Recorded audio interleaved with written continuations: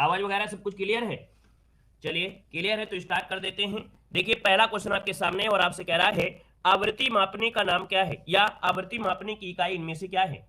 तो दोस्तों यहाँ पर देखिए आवृत्ति मापने की इकाई का नाम क्या है, तो ऑप्शन नंबर सी हो जाएगा। याद रखिएगा हर्ज, जो कि ऑप्शन नंबर आपका क्या बनेगा, सी जिसका आ रहा है बिल्कुल सही जवाब इनमें से राइट हो जाएगा, हर्ज हो जाएगा। नेक्स्ट क्वेश्चन को लाते हैं। क्वेश्चन दिया गया है कि दूध का घनत्व मापने के लिए कौन सा उपकरण प्रयुक्त किया जाता है। चलिए जवाब देना है कि दूध का घनत्व है ना मापने के लिए कौन सा उपकरण प्रयोग किया जाता है। तो दोस्तों यहाँ पर आंसर क्या हो जाएगा, आप कहेंगे सर ऑप्शन नंबर आपका हो जाएगा ए नंबर ए, ये होता है लैक्टोमीटर। हमने कहा था कि दूध से संबंधित कोई भी चीज है उसमें से लैक्टो शब्द आपका जरूर लगा होगा, तो आपका जो आंसर है वो आपका ए नंबर ए राइट हो जाएगा। क्लियर है? आगे बढ़िए। क्वेश्चन दिया गया है, कह रहा है बी की सतह से जब माचिस की तीली टकराती है तो ऊर्जा का कौन सा रूप एक चमकीली लौ के रूप में प्रज्वलित होने का कारण बनता है। तो दोस्तों याद रखिए ये होती रासायनिक ऊर्जा। रासायनिक ऊर्जा की वजह से ही यहां पर देखा जाए तो आपकी ऊर्जा आपकी होती है, तो ऑप्शन नंबर आपका सी राइट हो जाएगा। नेक्स्ट क्वेश्चन कराते हैं। क्वेश्चन दिया गया है कि एक गतिशील बस में अचानक ब्रेक लगाने से सरकार सवारी जो होती है वो आगे की ओर झुक जाती है, यह किस नियम का पालन करता है। चलिए जवाब देना है कि भैया कोई बस जा रही है और अचानक से अगर आपने ब्रेक लगा दिया तो जितनी भी सवारियां होती हैं आगे की ओर झुक जाती हैं। ये नियम जो आपका है वो किसका नियम है, जवाब दीजिएगा। क्वेश्चन नंबर आपका 4 है और 4 की बात करते हैं तो ऑप्शन क्या हो जाएगा, ये है आपका न्यूटन का प्रथम नियम। ऑप्शन नंबर आपका बन जाएगा ए न्यूटन का प्रथम नियम, जिसका ऑप्शन आ रहा है बिल्कुल सही जवाब राइट हो जाएगा। क्लियर है ना? आवाज साफ नहीं आ रही भाई, क्या बात कर रहे हैं? आवाज नहीं आ रही, क्या बात कर रहे हैं? अच्छा भाई आवाज नहीं आ रही,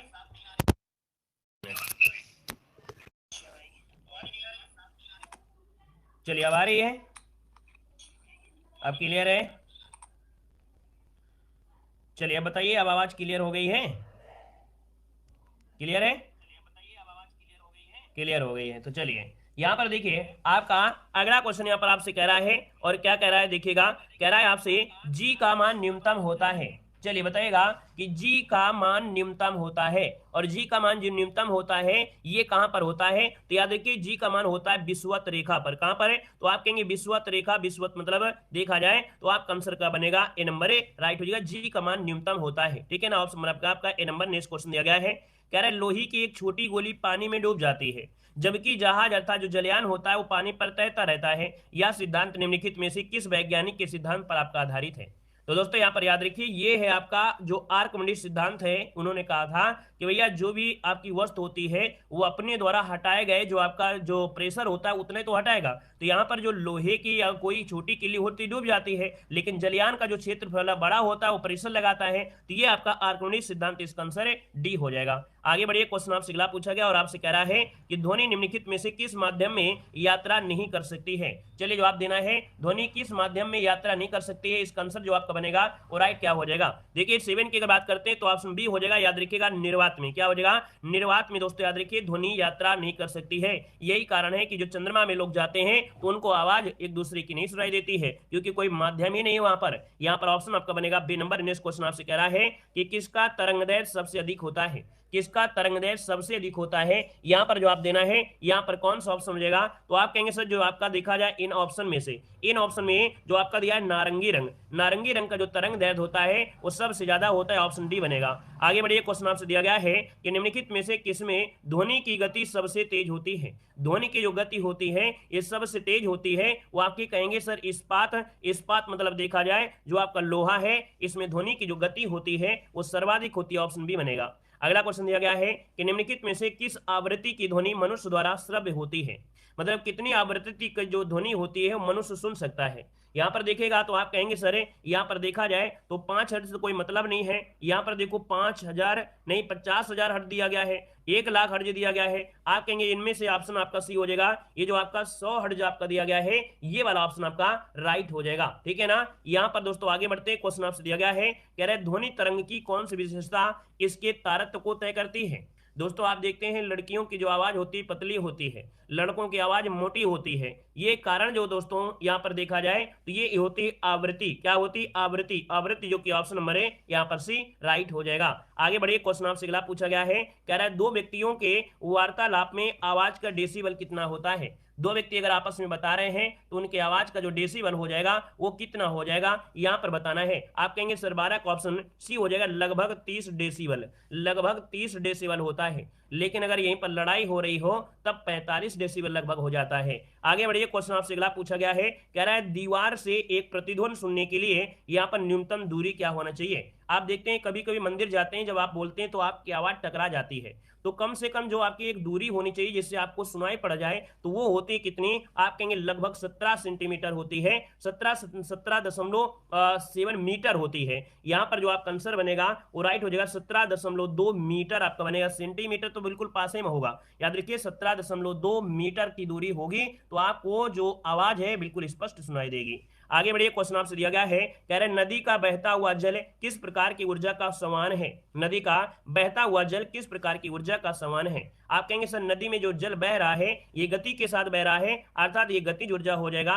ऑप्शन नंबर आपका डी राइट हो जाएगा। नेक्स्ट क्वेश्चन कराते हैं। क्वेश्चन आपसे यहाँ पर दिया गया है कि जब जल जमता है तो इसका घनत्व क्या होता है। जो जल होता है जब जम जाता है तो इसका घनत्व जो होता है ये घटता है, मतलब option C number A right हो जाएगा, घट जाता है, याद रखिएगा, ठीक है ना, घट जाता, ऑप्शन बनेगा आपका सी नंबर ए। आगे बढ़िए, क्वेश्चन आपसे अगला पूछा गया है कि नमक को बर्फ के साथ मिलाने से जो हिमांक होता है, नमक को बर्फ के साथ मिलाने से जो हिमांक होता है वो क्या होता है। तो कहेंगे सर जी घट जाता है, क्या होता है, घट जाता है। ऑप्शन नंबर क्या हो जाएगा, यहाँ पर हो जाएगा, आप देखते होंगे कि नमक की फैक्ट्रियां जहां होती हैं वहां पर नमक का बड़ा इस्तेमाल होता है ना, ताकि जो बर्फ आए तुरंत गलने ना लगे, है ना। तो यहाँ पर जो हिमांक होता है वो घट जाता है, फिर धीरे धीरे यहाँ पर गलती है। तो यहाँ पर कहेंगे सर आंसर आपका ए नंबर ए राइट हो जाएगा। नेक्स्ट क्वेश्चन आपसे कह रहा है कि स्वस्थ मनुष्य का जो तापक्रम होता है वो लगभग कितना होता है। स्वस्थ मनुष्य का जो तापक्रम होता है वो कितना होता है। यहाँ पर जिस रूप में क्वेश्चन दिया है उस रूप में आपको आंसर बताना है। हमने कहा कि मनुष्य का जो तापमान होता है ना, स्वस्थ मनुष्य का वो कितना होता है, लगभग 37 डिग्री सेंटीग्रेड। या तो आप लोग पढ़ते हैं 98.6 फ़ारेनहाइट पढ़ते हैं, क्या पढ़ते हैं, फ़ारेनहाइट पढ़ते हैं। अब आप लोग बी मत लगाइए क्योंकि बी में लिखा है सेंटीग्रेड। बॉडी का टेम्परेचर अगर थोड़ा सा बढ़ जाता है तो बुखार प्रतीत होता है, कम होता है तो, लेकिन अगर आप डिग्री सेंटीग्रेड लगा देंगे ना 98.6 डिग्री सेंटीग्रेड तो आप बचेंगे नहीं, जाने का क्या हो जाएगा 100 डिग्री सेंटीग्रेड आदमी तो पानी खोलने लगता है। याद रखिए फ़ारेनहाइट होता है, याद रखिएगा फ़ारेनहाइट, ठीक है ना। तो आपसे आपका सी नंबर है। अगला दिया गया है कि निकट दृष्टि दोष लोगों द्वारा प्रयुक्त लेंस होता है, मतलब जो निकट दृष्टि दोष से संबंधित लोग होते हैं उनके द्वारा प्रयुक्त जो लेंस होता है वो कौन सा होता है। आप कहेंगे सर ऑप्शन बी हो जाएगा, अवतल लेंस का प्रयोग करते हैं। किसका, अवतल लेंस का प्रयोग करते हैं। और जो दूरदृष्टि वाले लोग होते हैं वो उत्तल लेंस का प्रयोग करते हैं। अगला क्वेश्चन आपसे कह रहा है कि किस रंग के प्रकाश की जो तरंग दैर्ध्य है वो आपकी सबसे कम होती है। किस रंग के प्रकाश की जो तरंग दैर्ध्य है वो सबसे कम होती है। यहाँ पर देखिए ऑप्शन क्या हो जाएगा, ये है जो आपका बैंगनी रंग है, बैंगनी रंग की जो तरंग दैर्ध्य है वो आपकी क्या होती है, सबसे कम होती है। लाल की जो होती है सबसे ज्यादा होती है, ठीक है ना। अगला क्वेश्चन दिया गया है कि किसका सबसे अधिक अपवर्तनांक होता है, किसका सबसे अधिक अपवर्तनांक होता है। तो दोस्तों याद रखिएगा ये क्वेश्चन बहुत पूछा जाता है।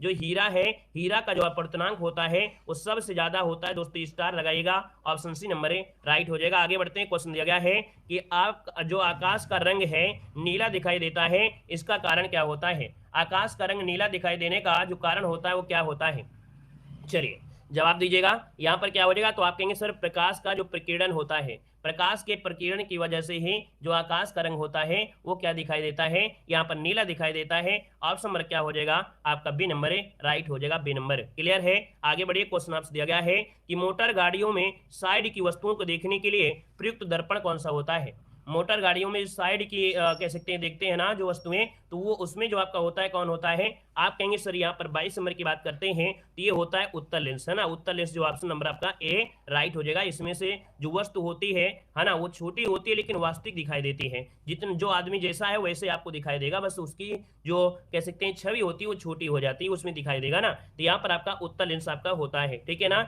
और जो बगल में आपके होते हैं, है ना, जिसमें हाथ रख देते हैं बगल में और भैया थोड़ा खिड़की से झांक लेते हैं, तो खिड़की में जो होता है वो समतल होता है। लेकिन जो हेडलाइट होती है, हेडलाइट वो आपका क्या होता है, अवतल दर्पण होता है। आगे बढ़िए, क्वेश्चन आपसे दिया गया है कि निम्नलिखित में से कौन सा उपकरण विद्युत ऊर्जा को यांत्रिक ऊर्जा में परिवर्तित करता है।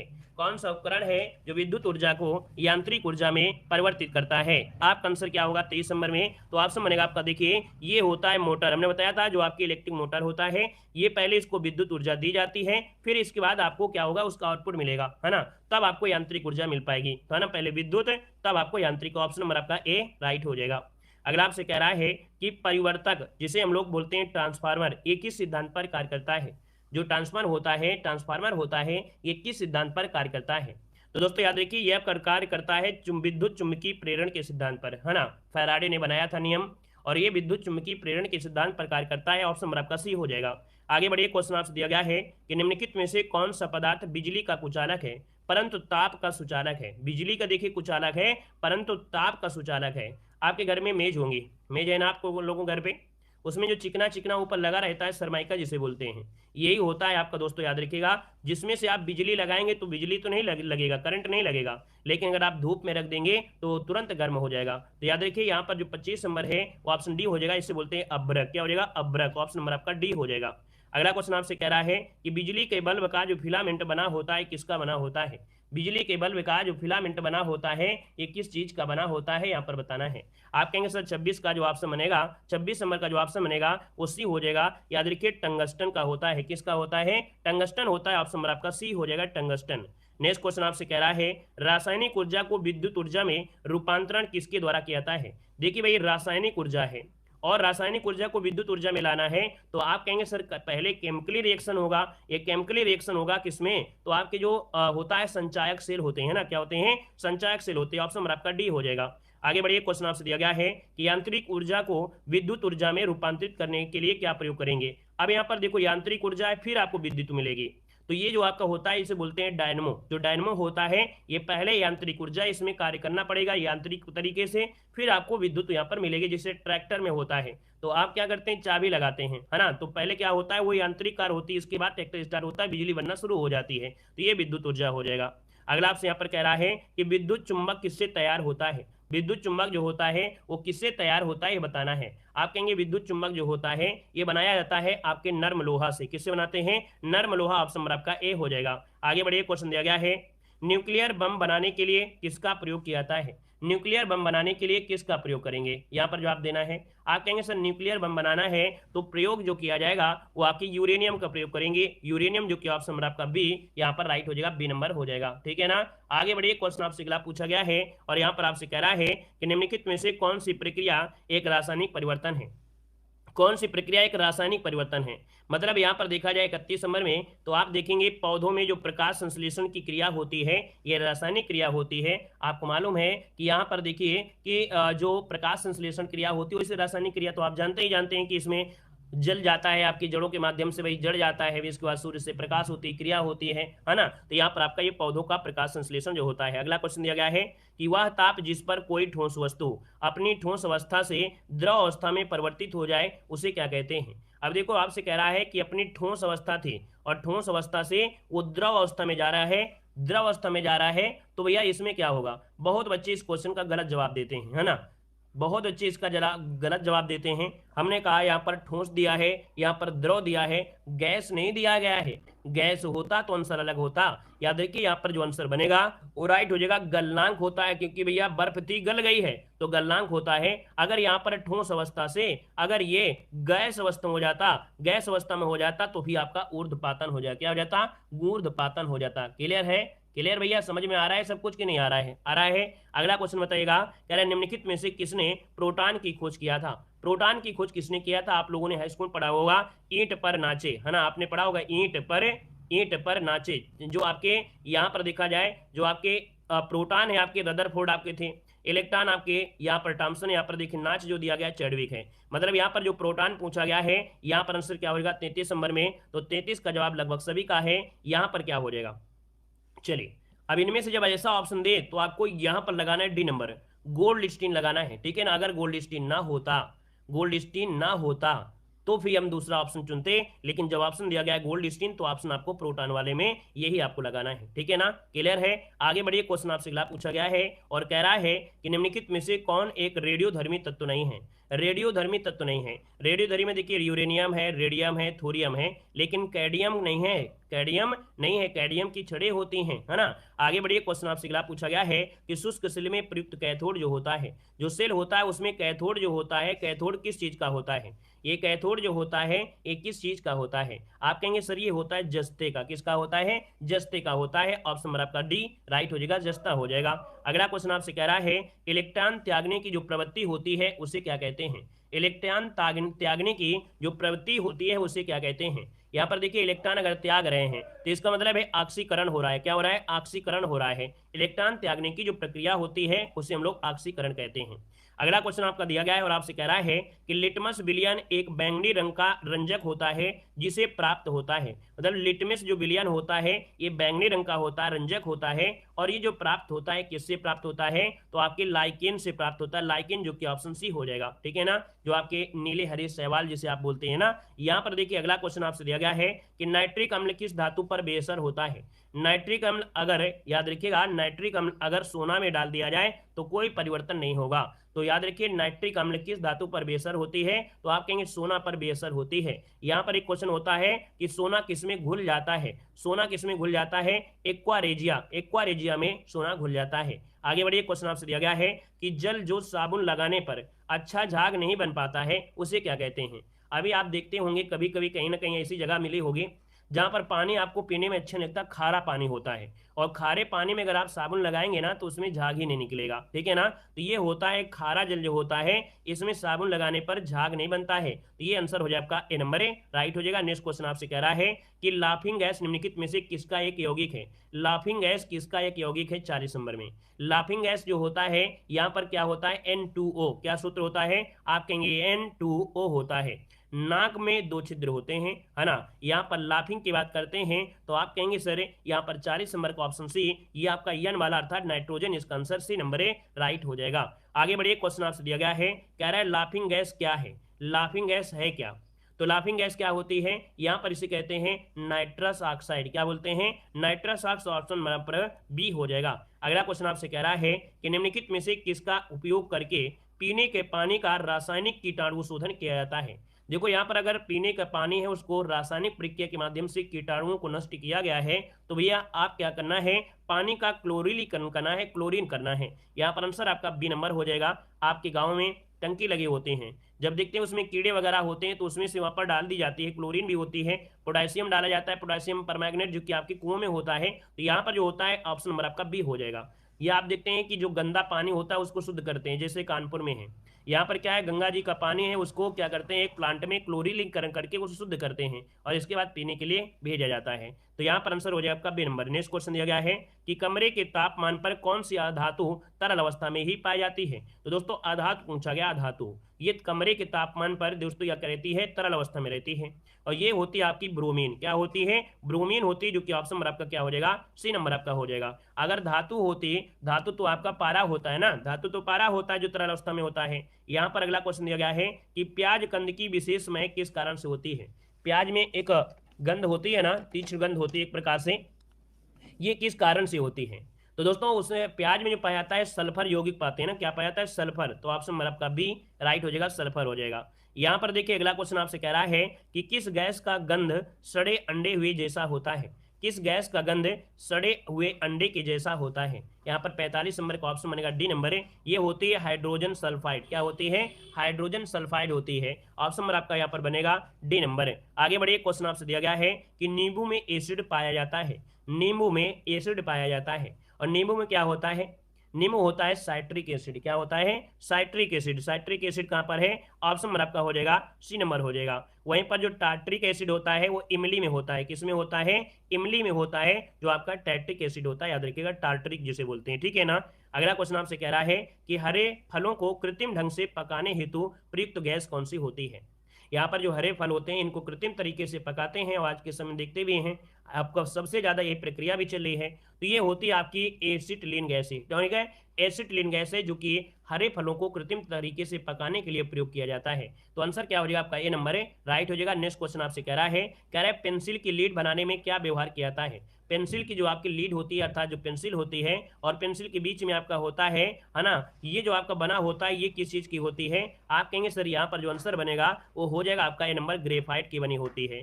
ग्रेफाइट दोस्तों याद रखिएगा ये आपके विद्युत का सुचालक होता है, मतलब पेंसिल को अगर आप लाइट में लगा देंगे और आप एक उंगली लगा रहे होंगे तो आप चिपक जाएंगे। तो याद रखिए इसका आंसर आपका ए हो जाएगा। अगला क्वेश्चन आपसे कह रहा है गोबर गैस में मुख्यतः कौन सी गैस होती है। गोबर गैस में मुख्यतः कौन सी गैस होती है, यहाँ पर जवाब दीजिएगा। आंसर क्या हो जाएगा, यहाँ पर दीजिएगा कि गोबर गैस में जो आपकी गैस होती है वो कौन सी होती है। आप कहेंगे सर मीथेन गैस होती है। आप सभी का देखिए जवाब भी आ रहा है, आपका आंसर बिल्कुल सही है, यहाँ पर जवाब हो जाएगा मीथेन गैस हो जाएगा। अगला दिया है प्राकृतिक गैस का प्रमुख तत्व इनमें से क्या होता है। प्राकृतिक गैस का प्रमुख तत्व क्या होता है। देखिए आप लोग क्लास में जुड़े हुए हैं, वीडियो में लाइक की संख्या थोड़ा कम है ना, तो जितने लोग यहाँ पर जुड़े हैं ऐसी क्लास जो कि आपके रामबाण के लिए है, एक बार पढ़ेंगे वहीं से सब क्वेश्चन आ जाएंगे। तो ऐसी क्वेश्चन को, ऐसी वीडियो को लाइक करने के लिए कंजूसी ना करें, ठीक है ना। ऐसे वीडियो में देखिए मेहनत आपकी भी लगती है, आप भी इतनी लंबी क्लास देखते हैं और हम भी पढ़ाते हैं और हम भी टाइप करते हैं, कंटेंट बनाने में आप देख सकते हैं कि मेहनत होती है। तो ऐसी वीडियो को आप लोग ज़्यादा से ज़्यादा सपोर्ट भी करिए ताकि हम भी ऐसी वीडियो बनाने के लिए प्रोत्साहित होते रहें, मोटिवेट भी रहें। तो भैया कोई भी कंजूसी नहीं करेगा, ठीक है ना। सब लोग वीडियो को लाइक जरूर करिएगा, जितने लोग भी यहाँ पर ऑफलाइन देख रहे हैं या ऑनलाइन देख रहे हैं, ठीक है ना, ताकि इस प्रकार की मैराथन क्लासें आपको आती रहें अच्छे अच्छे कंटेंट से। ऐसा नहीं किताब उठाया और छाप दिया, किताब आया पढ़ा दिया, ठीक है ना। तो भैया आप लोग सभी लोग वीडियो को लाइक शेयर करते रहिएगा। देखो प्राकृतिक गैस में मुख्य तत्व क्या होता है। हमने कहा प्राकृतिक गैस में जो तत्व होता है यहाँ पर हो जाएगा क्या, लगभग सबका जवाब आ गया है। यहाँ पर जो आंसर आएगा आपका ए हो जाएगा मीथेन गैस, जो कि सबसे ज्यादा क्वेश्चन आपका पूछा जाता है इस समय, यही पूछा जाता है कि प्राकृतिक गैस का प्रमुख तत्व क्या है। तो आप कहेंगे सर मीथेन, ऑप्शन नंबर आपका ए हो जाएगा। अगला आपसे यहाँ पर दिया गया है कि वाशिंग सोडा, वाशिंग सोडा में क्या होता है। तो वाशिंग सोडा की अगर बात करते हैं तो आप कहेंगे सर वाशिंग सोडा में जो प्रयोग करते हैं वो होता है सोडियम कार्बोनेट, सोडियम कार्बोनेट, जो कि ऑप्शन में आपका सी नंबर है। लेकिन भैया यहीं पर एक होता है खाने वाला सोडा, खाने वाला सोडा जो उसे बोलते हैं, क्या बोलते हैं, सोडियम बाइकार्बोनेट, है ना। सोडियम बाइकार्बोनेट जो होता है ये खाने वाला सोडा होता है, ठीक है ना। तो यहाँ पर आंसर क्या हो जाएगा, सी हो जाएगा। नेक्स्ट क्वेश्चन आपसे कह रहा है प्लास्टर ऑफ पेरिस निम्नलिखित में से किसका एक उत्पाद होता है। प्लास्टर ऑफ पेरिस किसका एक उत्पाद है, 52 नंबर में। दोस्तों 52 की बात करते हैं तो ऑप्शन सी हो जाएगा आपका, ये होता है कैल्शियम। क्या होता है, कैल्शियम। ऑप्शन क्या हो जाएगा, सी नंबर आपका राइट हो जाएगा। और आगे बढ़ते हैं, क्वेश्चन आपसे दिया गया है कि कृत्रिम वर्षा के लिए प्रयुक्त किया जाता है। जो कृत्रिम वर्षा होती है ना, कृत्रिम वर्षा कराई जाती है, तो इसमें जो प्रयुक्त होता है, क्या प्रयुक्त होता है। अच्छा क्वेश्चन स्टार लगाइएगा।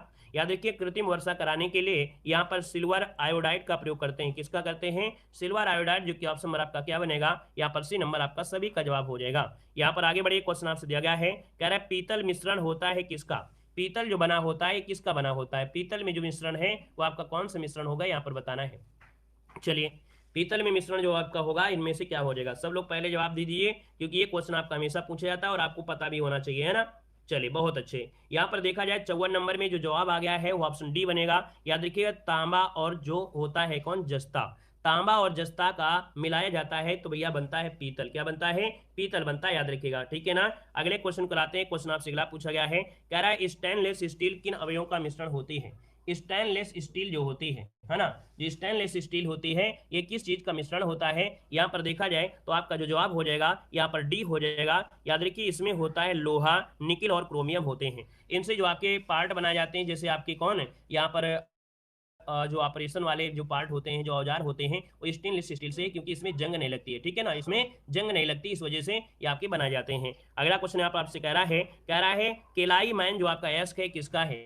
केलाई मैन जो आपका अयस्क है किसका अयस्क है। यहाँ पर जवाब देना है, ये जो अयस्क है केलाई मैन ये किसका अयस्क है। नोट कर लीजिएगा 56 नंबर का जो ऑप्शन है वो आपका सी हो जाएगा, जस्ते का होता है। किसका होता है, जस्ते का होता है। आपका जवाब हो जाएगा यहाँ पर सी नंबर राइट हो जाएगा, जस्ता हो जाएगा। आगे बढ़िए, क्वेश्चन आपसे अगला पूछा गया है और यहाँ पर आपसे दिया गया है, कह रहा है मोनोजाइट किसका अयस्क होता है। मोनोजाइट जो अयस्क होता है ये किसका होता है, तो थोरियम का होता है। थोरियम जो कि आपके भारत में कई जगह आपका खोजा भी गया है, अभी राजस्थान में भी, आपके जम्मू कश्मीर में भी, है ना। तो ये भी क्वेश्चन आपका बहुत बार पूछा गया, थोरियम की खोज कहाँ हुई है ना। यहाँ पर आगे बढ़िए, क्वेश्चन आपसे अगला पूछा गया है, आपसे कह रहा है यहाँ पर क्वेश्चन है कि निम्नलिखित में से कौन सा पदार्थ एक ना चिपकने वाले बर्तन की सतह पर लेपित करते हैं।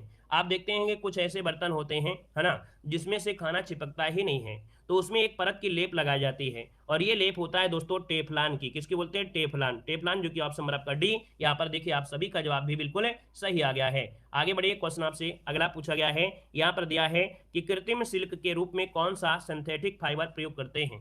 कृत्रिम जो आपका होता है रेशा, कृत्रिम रेशा, तो कृत्रिम रेशा के लिए जो प्रयोग करते हैं वो किसका प्रयोग करते हैं? आप कहेंगे सर 59 का जो ऑप्शन है ये होता है रेयान। क्या होता है? प्रयोग करते हैं रेयान का जो ऑप्शन बनेगा यहाँ पर आपका बी नंबर है। अगर पूछे पहला जो आपका बनाया गया था कृत्रिम तरीके से वो आपका नायलॉन था, ठीक है ना। यहाँ पर आगे बढ़िए, क्वेश्चन आपसे दिया गया है, कह रहा है पानी को शुद्ध करने के लिए आमतौर पर इस्तेमाल किया जाने वाला रासायनिक तरीका इनमें से कौन सा है?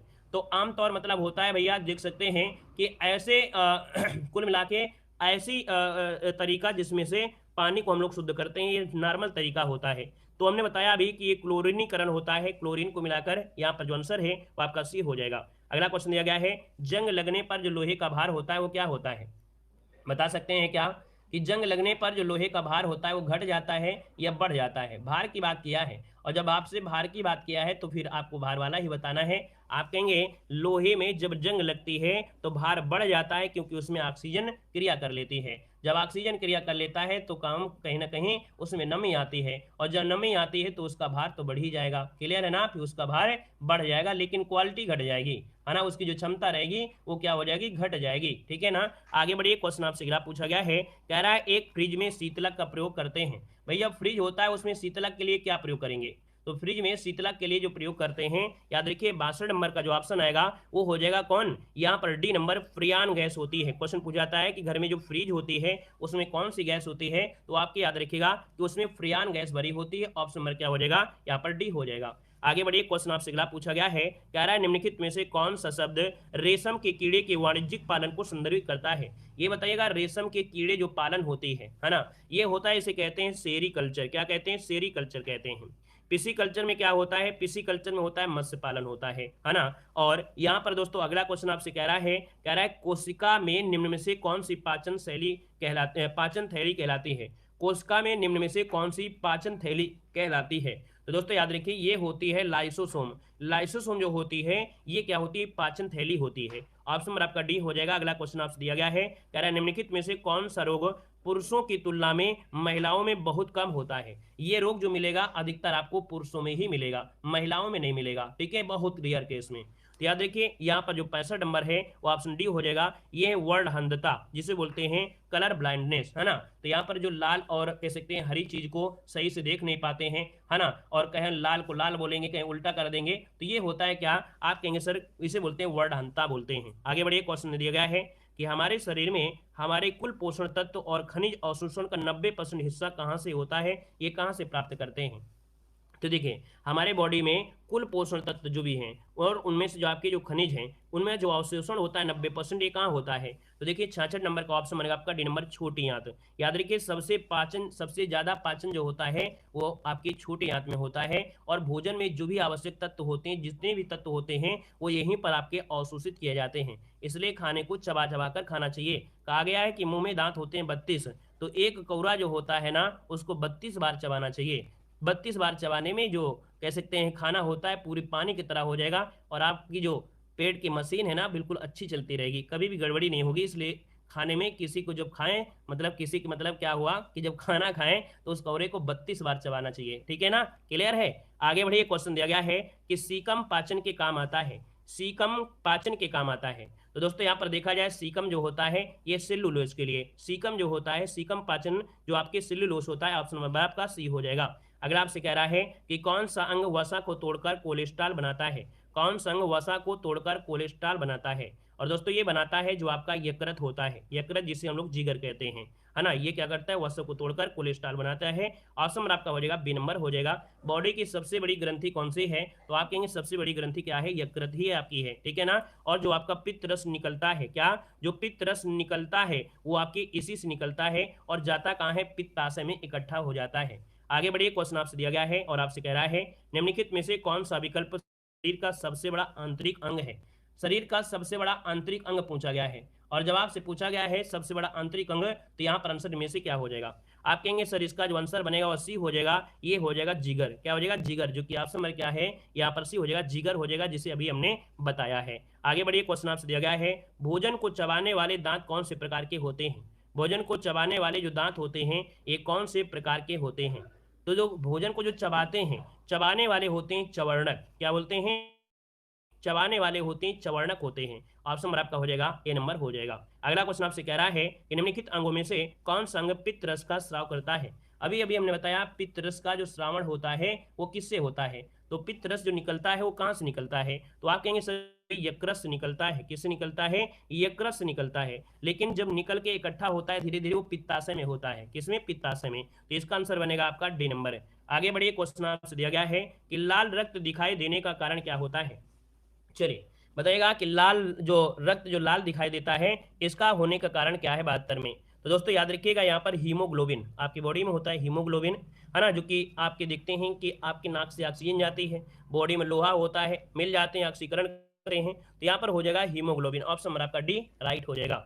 आगे बढ़िए, क्वेश्चन आपसे दिया गया है कि हीमोग्लोबिन दिया गया, हीमोग्लोबिन लाल रक्त कोशिकाओं के अंदर का एक प्रोटीन है और यह निम्नलिखित में से किसका वहन करता है? मतलब देखा जाए जो लाल रक्त कोशिकाओं के अंदर एक प्रोटीन होता है ये वहन करता है, अर्थात यहाँ पर बताया ऑक्सीजन के साथ रिएक्शन करता है, तो ऑक्सीजन का वहन करता है। ऑप्शन नंबर आपका ए हो जाएगा। आगे बढ़िए, क्वेश्चन दिया गया है लाल रक्त कणिकाएं शरीर के किस भाग में बनती हैं? लाल रक्त जो कणिकाएं हैं ये शरीर के किस भाग में बनती हैं? तो दोस्तों यहाँ पर देखिए ऑप्शन क्या हो जाएगा, बी नंबर है, ये आपके अस्थि मज्जा में है ना। प्रैक्टिस सेट में एक क्वेश्चन मिला भी होगा। हमने कहा नैरो बोन जो होती है, जो आपकी हड्डियां होती हैं हड्डियों के बीच में है ना, ये होता है लाल रक्त। आपकी जो अस्थियां मतलब अस्थि मज्जा है यहीं पर रक्त का निर्माण होता है, यहीं पर रक्त का निर्माण होता है। आगे बढ़िए, क्वेश्चन आपसे दिया गया है, कह रहा है सर्वग्राही कौन सा होता है? चलिए बताइएगा सर्वग्राही किसे कहते हैं? सर्वग्राही किसे कहते हैं? सर्वग्राही मतलब होता है ग्रहण करने वाला। ग्रहण करने वाला मतलब देखा जाए तो यहाँ पर आपका जो आंसर हो जाएगा वो हो जाएगा कौन सा? यहाँ पर जो आपका है आपका ए बी है ना, ए बी जो आपका है ये है आपका सर्वाग्राही। अर्थात हम यहाँ पर आंसर आपका जो हो जाएगा वो 80 नंबर राइट हो जाएगा, सर्वाग्राही। अर्थात इसको हम तुलना करते हैं बेटा से है ना। बेटा मतलब जब शादी हो जाती है तो जो लड़के वाले होते हैं उनको लड़की वाले साल भर जिंदगी भर देते ही रहते हैं, तो ये ग्रहण करते रहते हैं कौन? लड़का वाले। और जो ओ वाले होते हैं बिटिया वाले होते हैं, ये देते ही रहते हैं है ना। तो याद रखिए ग्रहण वाले होते हैं सर्वाग्राही ए भी है और देने वाले जो आपके हैं सर्वदाता वो आपके ओ हैं, ठीक है ना। आगे बढ़िए, क्वेश्चन आपसे दिया गया है कि मानव शरीर में रक्त संचार कैसे होता है? इसकी जो खोज किया ये प्रथम जो आपके थे वो आपके कौन थे? देखिए रक्त जो आपकी बॉडी में संचार करता है ना, और इसकी खोज किया था विलियम हार्वे ने। ऑप्शन नंबर क्या हो जाएगा यहाँ पर? आंसर सी राइट हो जाएगा, विलियम हार्वे। आगे बढ़िए, क्वेश्चन आपसे दिया गया है कि रक्त का पीएच मान जो होता है वो कितना होता है? चलिए रक्त का पीएच मान क्या होता है? हमने कहा रक्त दो प्रकार का होता है ना, सच्चा और यहाँ पर झूठा। मतलब यहाँ पर लोग बोलते हैं दिखावटी रोते रहते हैं, कहते हैं बहुत ज्यादा रोए, खून के आंसू रोए। तो खून के आंसू तो नहीं रोते हैं, लेकिन सच्चा आंसू दिखाई दे जाता है। सच्चा से मतलब हो गया यहाँ पर क्या, यहाँ पर 7 और 4 7.4, अर्थात सच्चा से हो गया 7.4। ऑप्शन आपका सी राइट हो जाएगा। नेक्स्ट क्वेश्चन आपसे कह रहा है कि जो रक्त आपका होता है ये क्या होता है? रक्त क्या है? तो रक्त एक क्षारीय विलयन है। क्या है? रक्त एक क्षारीय विलयन है। तो ऑप्शन बनेगा आपका बी नंबर राइट हो जाएगा, ठीक है ना। जब आप की अंगुली कट जाती है तो आप तुरंत मुंह भर लेते हैं है ना, तो यहाँ पर ये क्षारीय होता है, ठीक है। और उसमें क्या होता है जब फिटकरी लगा दिया जाए तो रुक जाता है, क्योंकि फिटकरी होती है अम्लीय होती है, तो उसको जब लगा देते हैं तो वो रुक जाता है, इसलिए कटे हुई जगह में फिटकरी लगा देने से रुक जाता है ब्लड। तो आपका जो रक्त होता है क्षारीय होता है।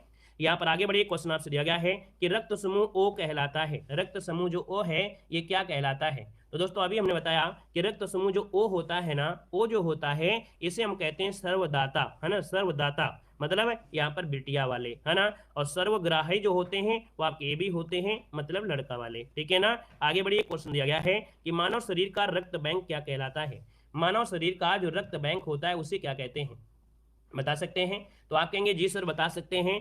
रक्त बैंक जो होता है वो कहा जाता है किसे? प्लीहा को कहते हैं या यकृत को कहते हैं? तो आप कहेंगे सर प्लीहा को कहा जाता है, ठीक है। मानव शरीर का जो रक्त बैंक है वो प्लीहा को कहते हैं। ऑप्शन नंबर क्या हो जाएगा यहाँ पर? ए नंबर जिसका आ रहा है बिल्कुल सही जवाब हो जाएगा। और यहाँ पर देखो अगला क्वेश्चन दिया गया है, मानव हृदय का सबसे बड़ा और मजबूत जो कक्ष होता है ये कौन होता है? मानव शरीर का सबसे बड़ा और सबसे मजबूत ये जो कक्ष होता है इसे कहते हैं बायां निलय। क्या कहते हैं? बायां निलय। ऑप्शन नंबर आपका बी राइट हो जाएगा, बायां निलय हो जाएगा।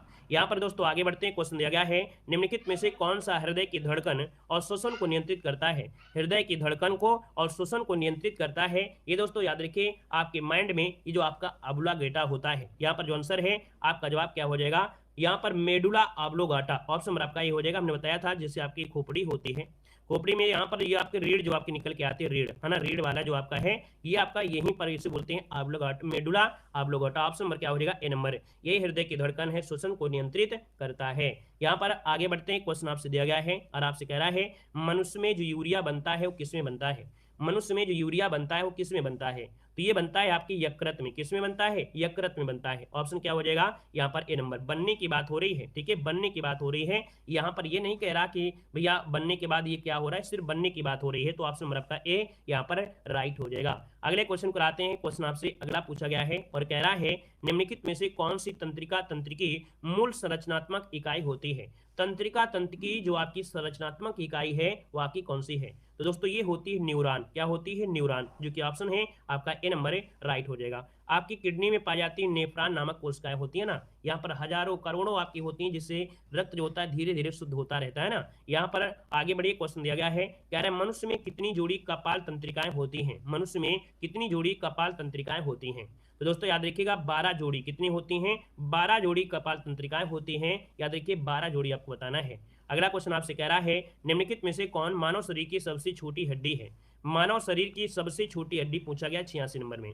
सबसे छोटी हड्डी होती है कौन? स्टेपीज हड्डी होती है, जो कि आपके कान में पाई जाती है, कान में पाई जाती है। यहाँ पर आंसर आपका हो जाएगा सी नंबर हो जाएगा, ठीक है ना। सबसे बड़ी हड्डी क्या होती है? तो सबसे बड़ी हड्डी होती है फीमर हड्डी होती है, जो कि आपके जांघ में पाई जाती है, ठीक है, जांघ में पाई जाती है। आगे बढ़िए क्वेश्चन आपसे अगला पूछा गया है, कह रहे अवट ग्रंथि जिसे हम लोग थायराइड ग्रंथि कहते हैं, सामान्य कामकाज के लिए आहार में निम्नलिखित में से किसका सेवन करना जरूरी है? अब आपको यहाँ पर बताया गया है जो आपकी थायराइड ग्रंथि होती है ये अच्छे से कार्य करती रहे, इसके लिए भैया आपको सेवन करना होगा किसका? किसका सेवन करना होगा? तो आप कहेंगे सर आयोडीन का सेवन करना होगा। अगर आयोडीन नहीं खाएंगे तो घेंगा रोग हो जाएगा। घेंगा रोग जो होता है वही थायराइड के आकार को बढ़ा देता है। तो याद रखिए नमक भी आपकी बॉडी के लिए बहुत जरूरी है। आगे बढ़िए क्वेश्चन आपसे अगला पूछा गया है कि सबसे बड़ी अंतःस्रावी ग्रंथि कौन सी है? सबसे बड़ी अंतःस्रावी जो ग्रंथि है वो आपकी कौन सी है? चलिए यहाँ पर जवाब देना है। सबसे बड़ी अंतःस्रावी जो ग्रंथि है आपका 88 नंबर में, आप कहेंगे सर ये अवटी ग्रंथि है। अवट ग्रंथि मतलब जो थायराइड ग्रंथि है ये सबसे बड़ी अंतःस्रावी ग्रंथि है। और दूसरे नंबर की आपकी होती है जो आपकी अग्न्याशय ही दूसरे नंबर की आपकी होती है, ठीक है ना। और अगला क्वेश्चन यहाँ पर दिया गया है, कह रहा है पीयूष ग्रंथि पाई जाती है। पीयूष ग्रंथि पाई जाती है कहां पर? तो मस्तिष्क के नीचे, मस्तिष्क के ऊपर, मस्तिष्क के अंदर या मस्तिष्क के निकट कहीं भी। तो आप कहेंगे सर ऑप्शन हो जाएगा मस्तिष्क के नीचे। यहाँ पर आंसर क्या बनेगा? यहाँ पर मस्तिष्क के नीचे होती है। ऑप्शन नंबर बनेगा यहाँ पर जो ए दिया है वो आपका राइट हो जाएगा। आगे बढ़िए क्वेश्चन दिया गया है, कह रहा है हार्मोन्स इंसुलिन हमारे शरीर के किस ग्रंथि द्वारा निर्मित होते हैं? चलिए कह रहा है जो हार्मोन होते हैं ये इंसुलिन हमारे शरीर में किस ग्रंथि द्वारा निर्मित होते हैं? नोट करिएगा आपका 90 का ऑप्शन बनेगा क्या? ए नंबर है। ये आपके अग्न्याशय। क्या हो जाएगा? हार्मोन जो है ये इंसुलिन हमारे शरीर में किस ग्रंथि द्वारा? तो आपके अग्न्याशय ऑप्शन नहीं बनेगा। आगे बढ़िए क्वेश्चन दिया गया है कि निम्नलिखित में से कौन सा स्त्रीलिंग हार्मोन है? कौन सा स्त्रीलिंग हार्मोन है? ये भी मॉडल पेपर में क्वेश्चन मिलता है। तो दोस्तों याद रखिएगा जो एस्ट्रोजन होता है, एस्ट्रोजन ये स्त्रीलिंग हार्मोन्स आपका है, ठीक है ना। एस्ट्रोजन जो आपका है ये आपका कैसा है? स्त्रीलिंग हार्मोन से। ऑप्शन बनेगा आपका ए नंबर। आगे बढ़िए क्वेश्चन दिया गया है इंसुलिन एक प्रकार का क्या है? इंसुलिन क्या है? तो आप कहेंगे इंसुलिन एक प्रकार का हार्मोन है। क्या है? इंसुलिन जो आपका होता है ये आपका हार्मोन होता है। आगे बढ़िए क्वेश्चन आपसे दिया गया है कि हमारे भोजन आहार का प्रोटीन घटक मुख्य रूप से किसके लिए उत्तरदायी होता है? हमारे भोजन का आहार का जो प्रोटीन घटक है ये मुख्य रूप से जो उत्तरदायी होता है ये वृद्धि और मरम्मत के लिए, मतलब आपकी बॉडी में जो प्रोटीन का कार्य होता है, प्रोटीन का कार्य वो बॉडी की वृद्धि करते हैं और उसकी मरम्मत करते हैं ना। तो याद रखिए इसका ऑप्शन सी नंबर है राइट हो जाएगा। अगले क्वेश्चन कराते हैं। क्वेश्चन दिया गया है कि कौन सा भोजन तुरंत शक्ति प्रदान करता है? कौन सा भोजन तुरंत शक्ति प्रदान करता है? तो देखिए यहाँ पर जो ग्लूकोज होता है, जो ग्लूकोज होता है ये आपकी बॉडी को तुरंत एनर्जी मिलता है। तभी क्वेश्चन बनता है जो आपके धावक होते हैं, जो एथलीट होते हैं, उनको आपकी ऊर्जा देने की आवश्यकता होती है। तो ये क्या चीज प्रयोग करें? तो आप कहेंगे सर ग्लूकोज का प्रयोग करें। ऑप्शन में आपका डी नंबर है। आगे बढ़िए क्वेश्चन दिया गया है निम्नलिखित में से कौन सा विटामिन पानी में घुलनशील है? पानी में घुलनशील आपका विटामिन, तो यहाँ पर देखिए हमने बताया पानी में घुलनशील होते हैं बी और सी, बच्चा पानी में डूब गया। बाकी जो भी आपके बच्चे होंगे वो वसा में घुलनशील होंगे। तो आप कहेंगे सर 95 को ऑप्शन बनेगा डी। याद रखिएगा जो आपका सी दिया है ये पानी में घुलनशील होता है। अगला क्वेश्चन यहाँ पर दिया गया है कि शहद का प्रमुख घटक क्या होता है। प्रकृति में पाई जाने वाली सबसे मीठी शर्करा है कौन, यही है दोस्तों शहद, है ना। सबसे ज्यादा मीठी प्रकृति में पाई जाने वाली है ये आपकी है कौन, शहद, जो कि इसका मुख्य घटक होता है फ्रक्टोज। क्या होता है, फ्रक्टोज होता है। ऑप्शन नंबर आपका डी राइट हो जाएगा। अगला क्वेश्चन यहाँ पर दिया गया है कि रक्त में जमने अर्थात थक्का में कौन सा विटामिन मदद करता है। रक्त के जमने अर्थात थक्का में कौन सा विटामिन मदद करता है। 97 को ऑप्शन क्या हो जाएगा, तो यहाँ पर देखिए डी नंबर है। याद रखिए विटामिन के, विटामिन जो के होता है ये रक्त के थक्का जमने में आपका कह सकते हैं मदद करता है। ऑप्शन डी हो जाएगा। आगे बढ़िए, क्वेश्चन दिया गया है विटामिन सी का रासायनिक नाम बताना है। विटामिन सी का रासायनिक नाम क्या है, तो आप कहेंगे विटामिन सी का रासायनिक नाम होता है एस्कर्बिक अम्ल। क्या होता है, एस्कर्बिक अम्ल होता है, जो कि ऑप्शन नंबर आपका बी यहाँ पर राइट हो जाएगा। नेक्स्ट क्वेश्चन आपसे कह रहा है दालें किसका अच्छा स्रोत है। दाल में क्या, दाल जो होता है दाल में क्या होता है, बोलते हैं ना दाल खाना चाहिए क्योंकि भैया प्रोटीन होता है। दाल में क्या होता है, प्रोटीन होता है। और हमने कहा कि जो प्रोटीन होता है ये बॉडी में वृद्धि और मरम्मत के लिए आपकी होती है। यहाँ पर अगला क्वेश्चन कह रहा है हमारे रुधिर में ऑक्सीजन का परिवहन एक प्रोटीन द्वारा होता है जिसका नाम क्या है। हमारे रुधिर में ऑक्सीजन का जो परिवहन होता है वो प्रोटीन से होता है, और ये प्रोटीन होता है जिसे बोलते हैं हीमोग्लोबिन। क्या होता है, हीमोग्लोबिन। ऑप्शन नंबर आपका सी हो जाएगा। आगे बढ़िए, क्वेश्चन दिया गया है जल में घुलनशील विटामिन। जल में घुलनशील विटामिन, जल में घुलनशील विटामिन अभी हमने बताया कि बच्चा पानी में डूब गया। तो यहाँ पर देखिए आपका जवाब हो जाएगा डी नंबर बी जो आपका दिया गया है। ये क्या है, ये जल में घुलनशील है, बाकी सभी वसा में है। अगला क्वेश्चन दिया गया है विटामिन सी का सबसे उत्तम स्रोत क्या है। विटामिन सी का सबसे उत्तम स्रोत, तो दोस्तों यहाँ पर याद रखिए आंवला। आंवला जो कि ऑप्शन आपका बी हो जाएगा। उत्तर प्रदेश में आंवला जो होता है कहाँ पर होता है, कमेंट बॉक्स में कमेंट करिएगा कि उत्तर प्रदेश में आंवला जो आपका होता है वो कहाँ पर पाया जाता है। आप लोग जरूर कमेंट करिएगा, सबसे ज्यादा जो होता है कहाँ होता है, ठीक है, कमेंट जरूर कर दीजिएगा। और यहाँ पर अमरूद कहाँ पाया जाता है ये भी बताइएगा, है ना। अगर अमरूद वाले नगरी से हैं तो आप लोग जरूर कमेंट करिएगा। अगला क्वेश्चन आपसे कह रहा है सोयाबीन में क्या पाया जाता है। सोयाबीन भी खाना चाहिए, सोयाबीन भी खाना चाहिए क्योंकि सोयाबीन में भी क्या होता है, प्रोटीन होता है, और प्रोटीन आपकी बॉडी में वृद्धि और मरम्मत के लिए कार्य करता है। अगला क्वेश्चन आपसे कह रहा है रक्त स्कंदन के लिए क्या आवश्यक है। रक्त स्कंदन के लिए आवश्यक है क्या, कि रक्त स्कंदन मतलब हो गया कर बॉडी अगर कट जाती है तो उसका थक्का जमने में, है ना, जो रक्त बह रहा है तो रक्त को जमने में, थक्का बनाने में होता है, अर्थात रक्त स्कंदन। तो यहाँ पर आंसर क्या हो जाएगा आपका सी हो जाएगा, विटामिन के हो जाएगा। आगे बढ़िए, क्वेश्चन आपसे दिया गया है कि निम्नलिखित में से किस विटामिन की कमी से रिकेट्स नामक बीमारी हो जाती है। किसकी कमी से, विटामिन कौन सी विटामिन की कमी से रिकेट्स रोग बीमारी होती है, तो विटामिन डी की कमी से, ठीक है, विटामिन डी की कमी से रिकेट्स नामक बीमारी होती है, सूखा रोग हो जाता है ना। और अगला क्वेश्चन दिया गया है कि विटामिन बी जो कि बोलते हैं नियासिन, क्या बोलते हैं, विटामिन बी जो कि नियासिन की कमी से कौन सा रोग होता है। चलिए जवाब देना, आंसर क्या हो जाएगा, तो आप कहेंगे सर ये होता है पिलाग्रा रोग। क्या होता है, पिलाग्रा रोग, जो कि ऑप्शन नंबर आपका डी यहाँ पर राइट हो जाएगा। हाथों में जैसे कह सकते हैं ना हथेली होती है वो चटकने लगती है ना, तो आपका आंसर डी हो जाएगा। नेक्स्ट क्वेश्चन आपसे कह रहा है निम्नलिखित में से कौन सा विटामिन सी की कमी का लक्षण है। विटामिन सी की अगर आपकी बॉडी में कमी है तो इसका लक्षण आपको दिखाई देने लगता है, और ये जो लक्षण होता है वो किसका होता है, यहाँ पर जवाब दीजिएगा। 107 नंबर की बात करते हैं तो आपसे बनेगा यहाँ पर आपका मसूड़ों से खून निकलना, है ना। मसूड़ों से दोस्तों याद रखिए खून आ जाता है, तो यहाँ पर कहेंगे ऑप्शन नंबर आपका ए राइट हो जाएगा। दोस्तों अगला दिया गया है विटामिन ए की कमी से कौन सा रोग होता है। विटामिन ए की कमी से कौन सा रोग होता है। वीडियो अच्छा मिल रहा है, वीडियो अच्छा लग रहा है, कुछ सीखने को मिल रहा है, तो जितने लोगों ने वीडियो को लाइक नहीं किया है सभी लोग वीडियो को लाइक जरूर कर दीजिएगा, ठीक है ना। यहाँ पर दिया है कि विटामिन ए की कमी से कौन सा रोग होगा। आप कहेंगे सर बिल्कुल आसान क्वेश्चन आ गया है, बहुत बार हमने पढ़ा है। यहाँ पर देखिए विटामिन ए की कमी की, विटामिन ए की कमी से होता है रतौंधी। रतौंधी जो कि ऑप्शन नंबर आपका सी राइट हो जाएगा, रतौंधी हो जाएगा, ठीक है ना। अगला क्वेश्चन आपसे कह रहा है निम्नलिखित में से किसकी कमी के कारण पेलाग्रा बीमारी हो जाती है। अभी अभी क्वेश्चन मिला भी था, हमने कहा विटामिन जो आपका होता है B3, क्या हो जाएगा B3, यहाँ पर आपको 3 कर लेना है इसमें से। विटामिन B3 याद रखिए, विटामिन B3 की कमी से पेलाग्रा रोग हो जाता है, ऑप्शन में आपका ए नंबर है। अगला क्वेश्चन आपसे कह रहा है कि निम्नलिखित में से कौन सी बीमारी प्रोटीन ऊर्जा कुपोषण के कारण होता है।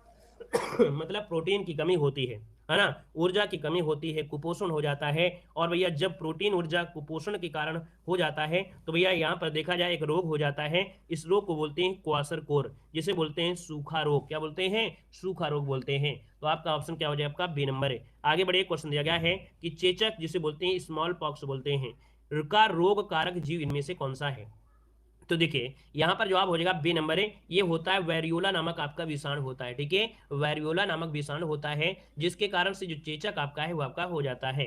यहाँ पर आगे बढ़िए, क्वेश्चन आपसे अगला पूछा गया है कि निम्नलिखित में से किसमें एनीमिया होने का खतरा अधिक होता है। एनीमिया होने का जो खतरा है वो अधिक होता है। तो दोस्तों याद रखिए, जो आपकी गर्भवती महिलाएं होती है ना, गर्भवती महिलाओं में एनीमिया होने का खतरा बहुत ज्यादा होता है। तो ऑप्शन नंबर आपका सी हो जाएगा, इसीलिए यहाँ पर देखो टीके लगाए जाते हैं, है ना। यहाँ पर दोस्तों अगला क्वेश्चन आपसे कह रहा है निम्नलिखित में से किस खनिज की कमी से एनीमिया रोग होता है। किस खनिज की कमी से एनीमिया रोग होता है। तो दोस्तों याद रखिएगा, एनीमिया होता है लोहा की कमी से। इसका मतलब है कि गर्भवती महिलाओं में लोहे की कमी यहाँ पर खतरा रहता है, कमी होती है। तो ऑप्शन बी हो जाएगा। यहाँ पर अगला क्वेश्चन आपसे कह रहा है कि निम्नलिखित में से किसे निकट दृष्टि दोष के रूप में जाना जाता है।